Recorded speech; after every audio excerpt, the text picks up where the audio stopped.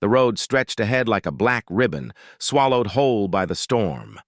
Rain came down in sheets, hammering against the old pickup truck in a steady, punishing rhythm. To anyone else, it might have sounded like nothing more than bad weather. But to Ethan Ward, the sound was heavier than that. Once, long ago, it had been a soldier's lullaby, the kind of noise that drowned out gunfire and chaos overseas. But tonight, the storm didn't soothe him. It pressed against his chest like an invisible hand, reminding him that danger wasn't always on the battlefield. Sometimes it waited on quiet country roads. The forest closed in tight on either side of the highway, trees swaying and blurring together in the sweep of the headlights. The night felt restless, alive with something unseen. Beside Ethan, Ranger stirred at last. The German shepherd had been silent for most of the ride, curled steady and calm on the seat. But now his ears pricked up sharply, swiveling like radar, his body stiff with sudden alertness. A low growl rumbled deep in his throat, vibrating through the cab. "Easy, boy," Ethan muttered, his voice rough from years of giving orders that carried weight in war zones. But here, against the storm, it sounded different, smaller, less certain. He tightened his grip on the wheel, but Ranger didn't ease. The shepherd's amber eyes burned into the darkness ahead, fixed on something beyond the rain. Then came the bark, sharp, urgent, nothing like his usual steady warning. A ripple of unease climbed Ethan's spine. The storm had turned the earth into mud, but instinct told him this wasn't just nerves. He eased the truck onto the shoulder, tires sinking into the soft ground. When he killed the engine, the sudden silence inside the cab startled him. Only the roar of the rain remained, drumming on the metal roof. Ethan pulled on his jacket, opened the door, and stepped into the storm. Cold water lashed at his face, soaking him within seconds. Ranger leapt out after him, muscles taut, nose lifted high as though reading the wind. His body was drawn tight with focus. Ethan followed his gaze down the glowing cone of headlights, and that's when he saw it. On a sagging wooden bench at the roadside, a small figure sat hunched in the rain. The sight rooted Ethan where he stood. The shape was fragile, trembling, arms locked tightly around something clutched to the chest. He moved closer, boots sinking into the mud with every step. The storm blurred her features until he was nearly upon her. Then the truth came clear. Her dark hair was plastered to her face, rain running down pale cheeks. She hugged a torn backpack to her chest as if it were armor, her wide eyes filled with both desperation and suspicion. She looked no older than a child who had seen too much too soon. Ethan slowed, raising his hand slightly in a gesture of peace. "Hey," he called out, his voice pitched carefully above the storm. "It's all right. You're safe now." The girl didn't answer. Her lips trembled, shaping words that vanished in the wind. Ranger padded closer, his stance steady, head lowered but his presence calm. His body spoke the message Ethan couldn't force through. There was no threat here, only safety. Kneeling down, Ethan lowered himself to her level, rain dripping from his brow. "My name's Ethan," he said softly. He motioned toward the dog. "This here is Ranger. What's your name?" For a moment, nothing but the rain. Then, fragile but clear enough to pierce the storm, her voice slipped through. "Emily." Ethan's chest tightened at the sound of it. The way she said her name wasn't casual. It was wary, guarded, as though even that truth was something dangerous to hand out. Her eyes darted toward the trees, and she whispered words that chilled him more than the rain ever could. "They'll find me if we don't leave." The weight of that sentence hit Ethan like ice in his veins. This was no lost child. This was something else. Something worse. He didn't waste another second. Scooping Emily gently into his arms, he carried her to the truck. She was light, far too light for her age, her body trembling with a mixture of cold and fear. The cab smelled of wet leather and earth when he slid her onto the bench seat. She still clutched the backpack as though it were life itself, dripping onto the floor mat. Ranger climbed in behind her, shaking water from his coat before pressing himself close against the child. His tail didn't wag. His presence wasn't joyful. It was protective, a shield wrapped in fur. Emily's small hands hesitated, then buried themselves into Ranger's thick neck. She clung as though he were the only solid thing left in her world. Ethan started the engine, the truck grumbling back to life. The headlights carved 2 long beams across the flooded road. He didn't ask questions, not yet. In combat, silence often said more than interrogation, but Ranger broke it. His nose lifted toward Emily's backpack, sniffing once, then again, more sharply this time. A sharp whine followed, ears flattening. Ethan frowned, his own senses catching up. Beneath the damp smell, there was something metallic, acrid. Something that carried the memory of barracks and dried blood. "What's in there?" he asked gently, his eyes flicking from the road to the bag. Emily pulled it tighter, her shoulders curling inward. "Just my things," she whispered. Her voice, thin, stretched across secrets too heavy for a child. Ethan didn't push, not yet. The wipers dragged across the glass in a weary rhythm as the storm raged on. The forest pressed closer. In the rearview mirror, headlights appeared. At first, he thought little of it. A traveler, maybe. But the lights didn't fade. They held steady, low, deliberate. Following. His grip tightened on the wheel. Years of training awoke in an instant, that familiar pulse of awareness snapping into place. He slowed at a bend, hoping the car would pass. It didn't. He turned onto a narrower road. The SUV behind him turned too. A cold thread wound through his chest. Beside him, Emily pressed into Ranger's fur, her voice breaking into a plea. "Please don't let them take me back. They'll hurt me." Ethan had heard that tone before, from children in war zones. He kept his eyes on the mirror. "You're safe," he said firmly. Not a promise. An oath.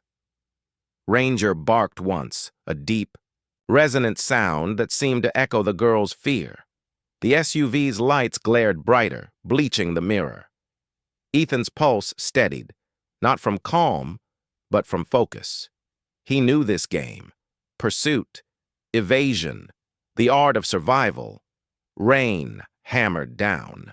The road narrowed. And in that instant, Ethan understood. The storm hadn't simply delivered him a lost child.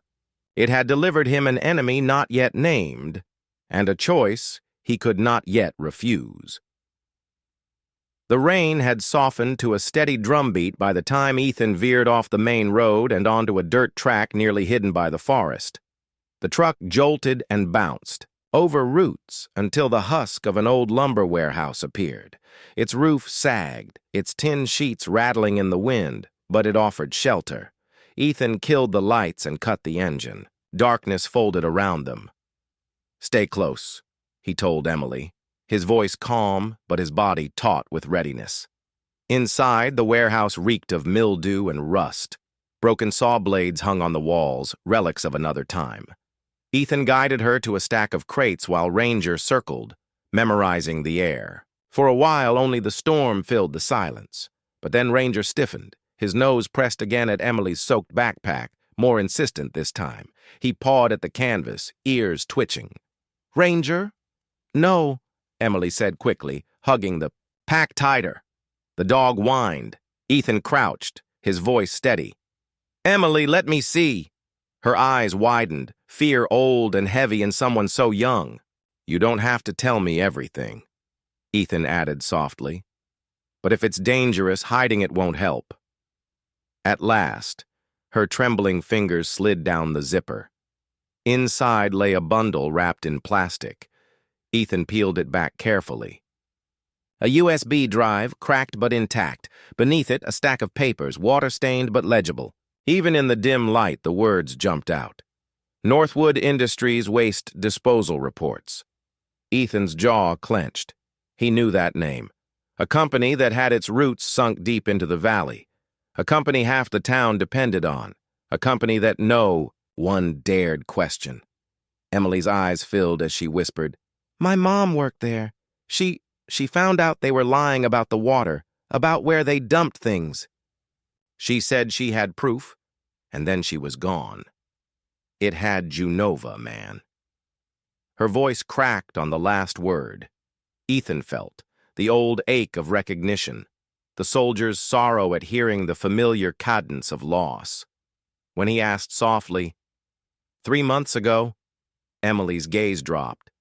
"They said she left, ran away, but she wouldn't, not without me." The storm outside deepened, rattling the tin roof. Ethan sifted through the pages, scanning columns of figures, technical language that hinted at toxins, and falsified safety reports. Enough to damn a company, enough to silence someone who tried. "You've been running ever since?" he asked. Emily nodded. "They came to the house one night, men in a black car. They asked my dad questions, but he didn't stop them. So, I took her things and left." Her voice was raw, not with childhood innocence, but with something hardened too early. Ranger pressed close against her, as though he too felt the weight of what she carried. Ethan exhaled slowly. He understood now the shadow that had entered his life tonight. The child wasn't just a stray in the storm. She was carrying dynamite, and the men behind her were the fuse. A noise cut through the warehouse, the crunch of tires on gravel. Ethan froze. Rare Sears snapped forward, his growl low and steady. Headlights swept faintly across. The broken windows. The SUV they had followed. Emily's breath hitched. "They found us." Ethan scanned the warehouse quickly. Exits cover. Shadows. Years of combat reflexes returned, sharp as a blade. "Quiet," he murmured. "Stay behind me." The truck doors. Outside slammed shut. Voices muffled by rain moved closer. Heavy boots on wet ground. Flashlights pierced the darkness through the cracks in the wall. White beams slashing across rotten wood. Ethan's pulse slowed, every sense narrowing to the rhythm of the hunt. Ranger lowered himself to the ground. Muscles coiled. Emily huddled tighter against the crates, clutching the backpack that held her mother's last truth. The enemy had arrived. The storm was no longer the only danger outside. The warehouse seemed to hold its breath as footsteps drew closer. Flashlight beams swept across broken boards, bouncing in harsh white arcs. Ethan lowered himself behind a stack of crates, guiding Emily to crouch low. Ranger pressed against them like a sentinel carved from shadow. The door creaked open. Rain spilled in with 3 men in black jackets. One jingled a crowbar, another kept a pistol low, and the third, clearly the one in charge, spoke in a cold, clipped tone. "Spread out. The girl is here. Don't let Ward walk out again." Emily's hand gripped Ethan's sleeve, knuckles white. Her breathing quickened, a fragile staccato. Ethan leaned, close, whispering against the storm's noise. "Quiet. Do not move." Rears's body vibrated with restraint. The dog's instincts screamed to lunge, but he stayed because Ethan had not yet given the command. The men fanned out. Flashlight beams slashed nearer, illuminating rusted tools and piles of sawdust. Ethan's soldier's mind flicked through options. Confront, evade, distract. He spotted a loose coil-off chain on the ground. With a swift, silent motion, he nudged it with his boot. The metal clattered as it rolled across the floor, echoing in the cavernous space. 2 flashlights swung instantly toward the sound. "Over there!" one shouted. Ethan seized the moment. "Now!" he whispered. Ranger sprang forward, a blur of muscle and teeth. His snarl ripped through the warehouse, primal and commanding. Thayman with the pistol raised his arm, but Ranger hit him low, jaws clamping onto his wrist, forcing the gun clatter to the floor. Ethan surged up, striking the second man with the force of a hammer, driving him into the wall. A grunt, a sharp cry, the sound of wind knocked from lungs. But the third man remained, sweeping his flashlight toward Emily. The beam froze her in place, eyes wide like a deer caught on a road. Ethan shouted. But before he could move, Emily did. She darted sideways, scrambling between crates. Her small size turned the cluttered warehouse into a maze. The man cursed, stumbling after her, light swinging, wildly. "Emily, here!" Ethan called, his voice sharp but steady. The girl burst out from behind a stack, breath ragged. She pointed toward the back wall. "There's a way out. I know it."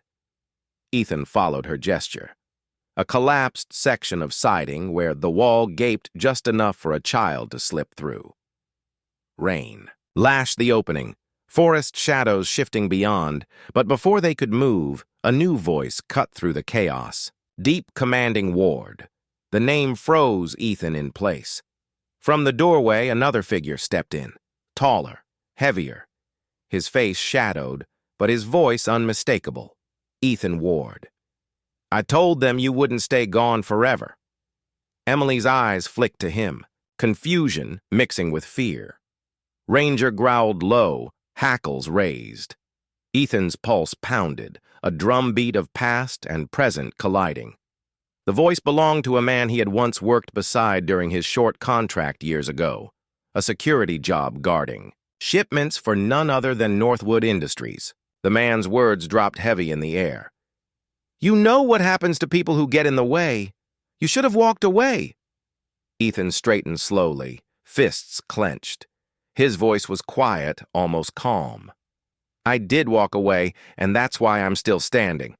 Outside, thunder cracked, rolling through the valley. Emily pressed against Ranger, trembling but resolute. She whispered to Ethan, her words almost lost in the storm. "We can make it. I know the path. If you haven't, Terrace claps on braided too." The warehouse shuddered with tension, the storm raging as if the sky itself had joined the fight. Ethan's eyes locked on the broken wall ahead, then back to Emily. He nodded once. "Then we move now." With Ranger leading and Emily clutching her pack, they slipped through the broken siding, the night swallowing them whole. Emily darted first, Ranger bounding close at her side. Ethan covering their retreat with the steadiness of a man who had walked battlefields before. The forest swallowed them, branches whipping across their faces, mud dragging at their boots. Emily led without hesitation, her small figure weaving through trees like she had known this path for years.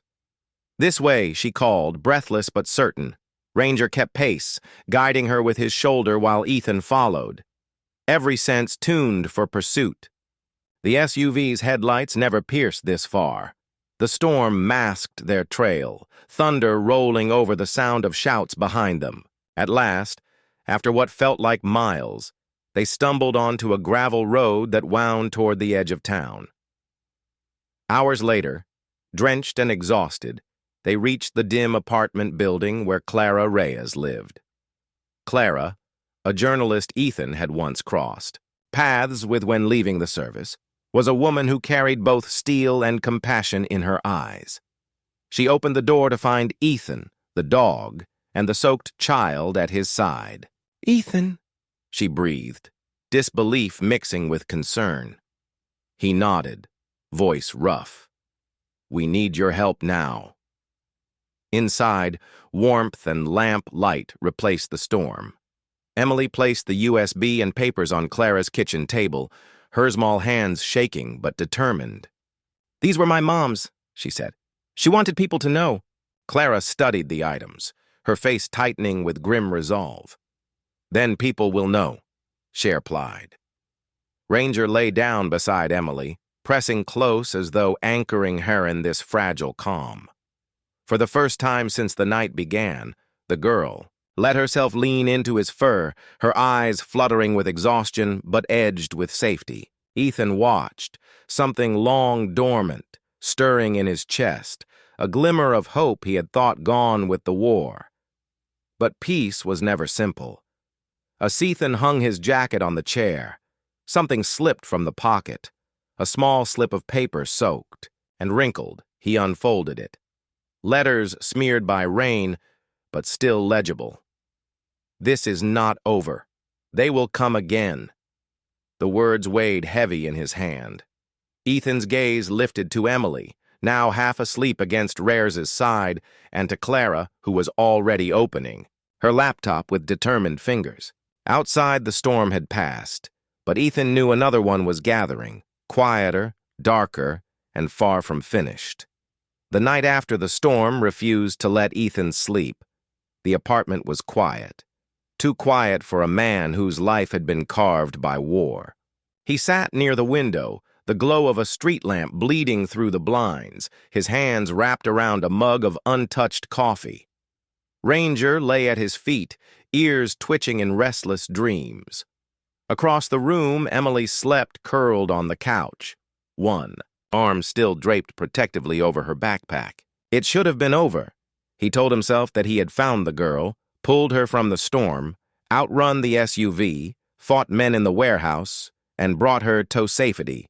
Yet every time he closed his eyes, he saw the headlights cutting through the rain, the pistol glinting in the dark, the fear in Emily's voice when she whispered, "Don't let them take me back." On the kitchen table, the USB drive and water-stained reports sat in a neat pile guarded by Clara's determination. The journalist had already scanned copies, sending them into hidden corners of the internet where even Northwood's reach couldn't easily erase them. She promised the truth would spread, but Ethan knew promises were fragile when men like Marcus Hale were still out there. Marcus, the name had dropped like a stone in Ethan's chest when he heard it at the warehouse. Once years ago, they had worked, side by side guarding shipments for Northwood Industries. Ethan had walked away. Marcus hadn't. Now he carried the weight of the company's silence. A soldier for hire turned executioner. The clock ticked past 3 a.m. Somewhere down the block. A car engine growled. Too long, too slow. Ethan's instincts stirred like coals catching fire. He reached for the pistol on the table, the motion quiet, deliberate. Rears's ears shot up, Amberay's sharp. He didn't wake Emily yet. Not until he knew. But as the sound faded into the distance, Ethan exhaled long and controlled. A reprieve, nothing more. He looked at the girl sleeping under the thin blanket, at the innocence, forced to carry secrets heavier than her small frame should bear. The storm had brought her into his life. But storms never left without flooding the land behind. And Ethan, Ward knew deep in the marrow of his bones, this was only the beginning. The morning came with headlines. Clara's fingers flew across her laptop, the glow of the screen casting sharp light into the dim apartment. On the website of a regional paper, an article had appeared, anonymous, unsigned, but unmistakable. Words that cut like glass. Illegal dumping. Northwood Industries. Water contamination. Emily sat at the table watching Clara type, her small hands wrapped around a cup of cocoa. She didn't speak, but Ethan saw it the way her shoulders eased. The flicker of hope sparking in her dark eyes.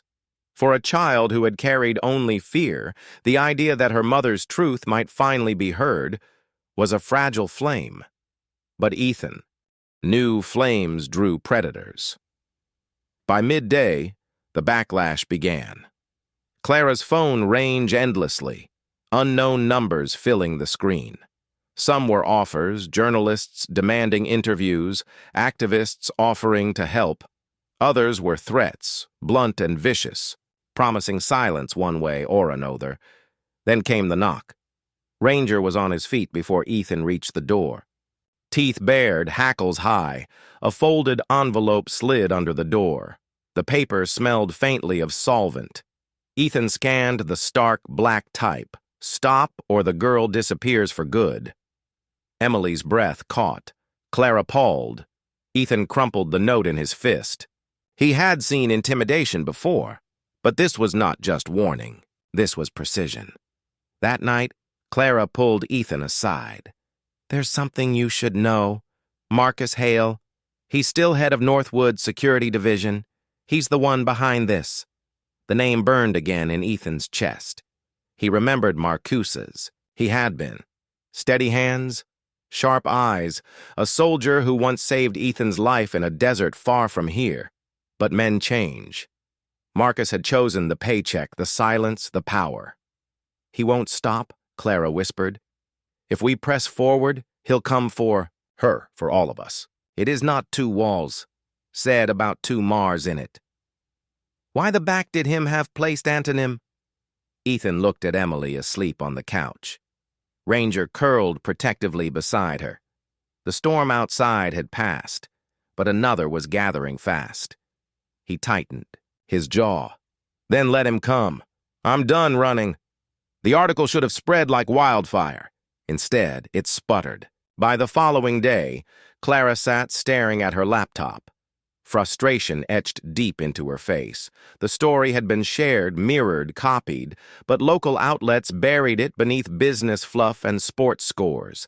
National networks ignored it completely. The silence was louder than any denial. They've bought them, Clara muttered, rubbing her temples. Half the press, half the council. Northwood owns this town. Ethan leaned against the wall, arms crossed, watching her. He had seen sieges before, sometimes bullets, sometimes lies. The tactic was always the same. Smother the truth until it starved. But Rares's growl broke the silence. The dog had padded to the window, ears prick-cricked, nose twitching. Ethan joined. Him, eyes narrowing at the sight of a patrol car idling too long across the street. When the knock came this time, it was not a letter. It was Detective Harris. Ethan remembered him from weeks earlier. A local cop who had once shared a beer and traded war stories. A man who had seemed trustworthy. Harris stepped inside, removing his cap. Voice pitched low. You've stirred up a hornet's nest. Ward Northwood wants this buried. You need to hand the girl over before someone gets killed. Clara's eyes blazed. She's a child, not contraband. Her mother died for this. You know that.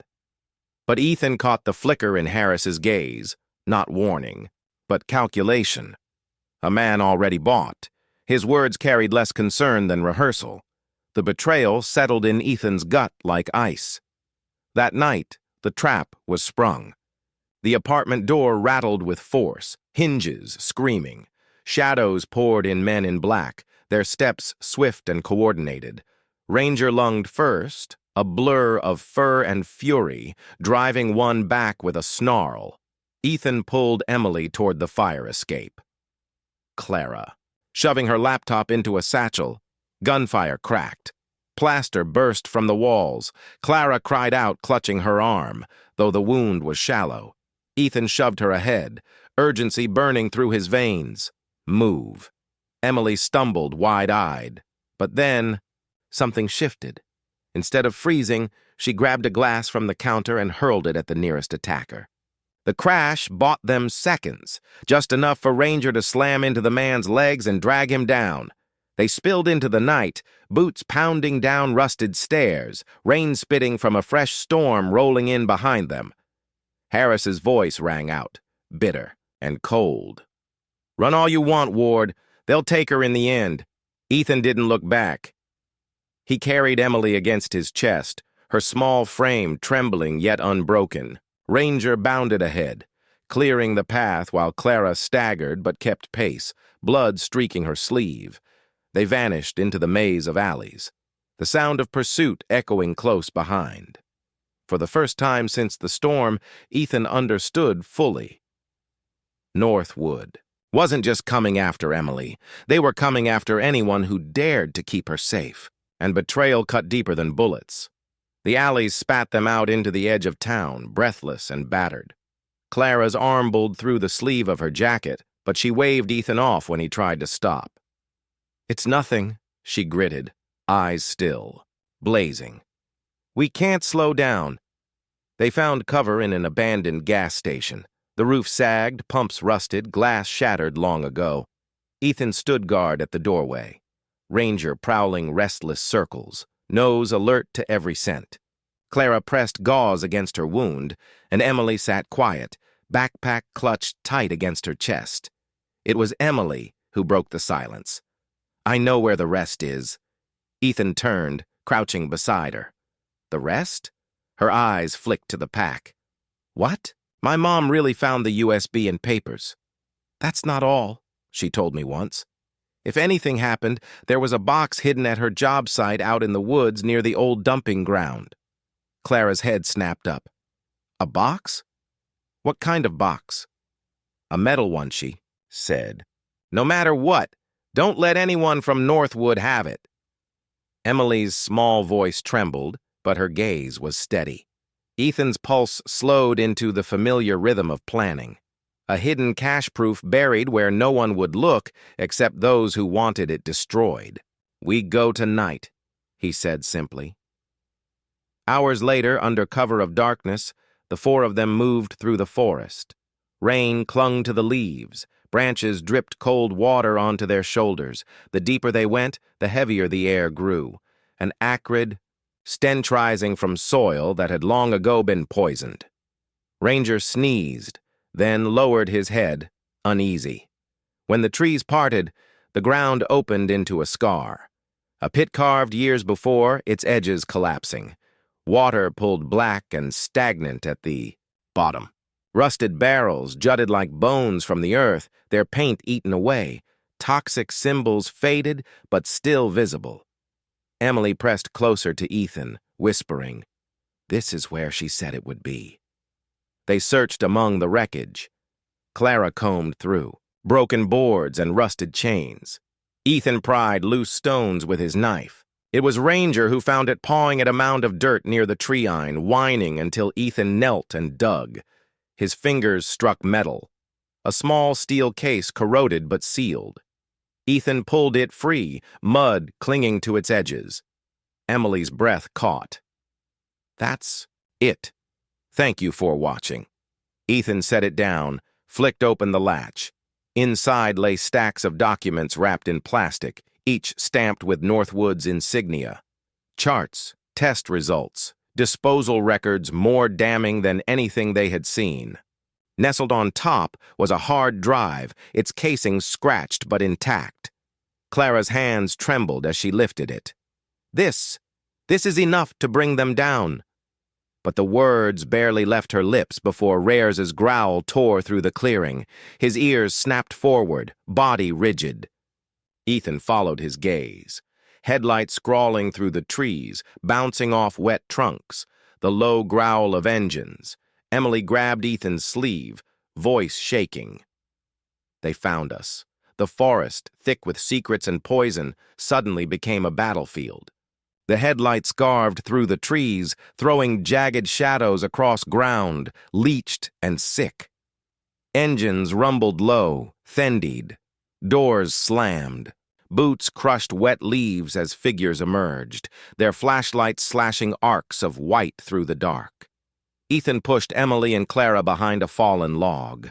Crouching low, Ranger pressed against his side, growl vibrating in his chest like thunder, waiting to break.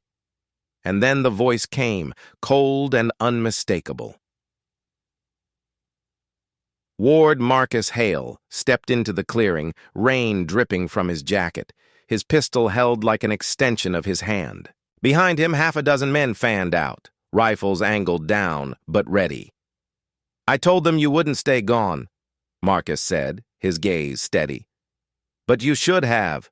You don't know what you've dragged yourself into." Ethan rose slowly from cover, hands open at his sides. "I know enough. Enough to bury you with the truth you've been protecting." Marcus smirked, but his eyes were flat. Dead. "Truth doesn't matter, Ward. Not when a town eats from your hand. Not when the law is on your payroll. All that matters is silence, and tonight, silence takes the girl." At his words, Emily's grip tightened on her backpack, knuckles white. Clara pulled her closer, whispering, "Stay down." But Emily shook her head, her eyes fixed on Marcus. My mom tried to warn everyone. You killed her, didn't you? For a flicker, Marcus's face shifted. Not guilt, contempt. She signed those reports. She put her name on the lies. Emily's voice cracked because you made her. Because you forced her. The prosetrapoda's beating. The words landed heavy, and Ethan saw the truth in Marcus's silence. The betrayal wasn't only corporate, it was personal. Emily's mother hadn't simply uncovered corruption, she had been part of it. Trapped, used, silenced. Rage ignited in Ethan's chest. Ranger. The shepherd exploded from cover, a streak of muscle and teeth. Chaos shattered the clearing. Gunfire cracked, flashes tearing holes in the night. Ethan dove forward, tackling one man into the mud, wrenching the rifle free. He swung the butt into another's jaw, dropping him like a stone. Marcus advanced, pistol raised. Ethan rolled, the shot sparking off a rusted barrel inches from his head. He came up hard, slamming his shoulder into Marcus's chest. The two men crashed to the ground, fists and mud flying. Years of soldiering met. Years of corruption, raw, brutal, nothing elegant. Nearby, Clara and Emily scrambled toward the steel box. Clara tore it open again, shoving documents in the hard drive into her satchel. Emily, help me. The girl's small hands moved quickly, her fear forged into resolve. Together, they stuffed the evidence safe, even as bullets hissed through the air. Marcus snarled, forcing Ethan onto his back, pistol pressing against his jaw. You can't protect her, Ward. You never could protect anyone. Ethan's breath came steady. His hand shot up, locking Marcus's wrist. With a surge of strength born from rage and memory, he twisted. The pistol fired skyward, deafening before Ranger barreled in, jaws clamping onto Marcus's arm. The gun tumbled into the mud. Ethan drove his fist across Marcus's face once, twice, until the man collapsed, groaning, blood streaking down his cheek. The forest fell into ragged silence, broken only by the retreat of the remaining men, their courage, dissolving without their leader. Emily clutched the satchel to her chest, tears cutting lines down her muddy cheeks. He admitted it, she whispered. He admitted what they did to her. Ethan pulled her close, his own chest heaving. And now the world will know. The clearing stank of poison and smoke, but for the first time, it felt like air worth breathing. The clearing wassailed, but for ragged breaths and the hiss of rain dripping from the trees. Ethan thought it was over until Marcus moved. With a snarl, he surged from the mud, blood streaking his face, and seized Emily by the arm. She cried out, the satchel clutched tight to her chest. Marcus yanked her close, pistol reclaimed from the ground, pressed against her temple. Enough! Marcus roared, his voice echoing through the poisoned pit. Drop your weapon, Ward, or she dies. Ethan froze, rifle heavy in his hands. Ranger growled, muscles coiled to spring, but Ethan lifted a hand to hold him back, his eyes locked on Marcus. The years of war sharpening into one brutal calculation. Emily's small chest heaved. Her eyes flicked to Ethan, wide and glistening. Then something shifted. Her trembling stopped. Take me, she whispered, voice breaking but steady. But the truth goes with them. And before Ethan could stop her, Emily hurled the satchel toward Clara. Papers scattered, the hard drive thudding into Clara's arms. Marcus cursed, dragging her back, fury twisting his features. Stupid child, that was all Ethan needed. He dropped the rifle, hands open as if surrendering, then lunged. His shoulder slammed into Marcus, driving him back toward the rusted barrels. Ranger hit low, teeth sinking into Marcus's wrist, forcing the pistol wide. The struggle carried them against one of the corroded drums. Metal shrieked, splitting open. A foul chemical stench burst into the air. Marcus stumbled, coughing, his grip faltering as toxic sludge splashed across his chest. Ethan ripped Emily free, pulling her behind him. Ranger snapped once more, sending the pistol skittering into the mud. Marcus fell to his knees, gasping, his voice a ragged rasp. You can't stop it! Ethan's gaze was cold. Steady. We already have. The storm rumbled above as Marcus collapsed face first into the mud, swallowed by the very poison he had spent years protecting. Emily clung to Ethan's side, tears streaming freely now. He knelt, pulling her into his arms. "You were brave," he murmured. "Braver than most soldiers I've ever known." For the first time, Emily let herself sob, not in fear, but in release. The truth was safe, and she had chosen it herself. Dawn broke gray and heavy, but the storm had passed. By the end of the week, Clara's story spread far beyond the town. The hard drive and documents Emily's mother had hidden were no longer just whispers. They became front-page headlines. Toxic dumping, corruption, Northwood Industries exposed. The company collapsed beneath the weight of its own secrets. Arrests followed, executives in handcuffs, council members stripped of power. Marcus Hale, pulled half, dead from the woods, would face trial not as a soldier, but as a criminal. For Emily, the fight was over. She sat in Clara's apartment, sunlight slanting through the blinds, her backpack finally resting in a corner. Ranger lay beside her, head on his paws, tail thumping whenever her small hand stroked his fur. Clara bustled in the kitchen, making breakfast with the quiet warmth of someone who had already decided Emily would not face the world alone. Ethan stood by the window, watching the town stir awake. For years, he had been a man adrift, a soldier without, a war carrying only ghosts. Now, for the first time, he felt anchored not by duty, but by choice. Clara joined him, coffee in hand. "You could stay," she said softly. "She trusts you, so do I. We no doubt." And Ethan looked at Emily, at the girl who had survived storms both outside and within, a child who had chosen truth over fear. He nodded once, then "I'll stay."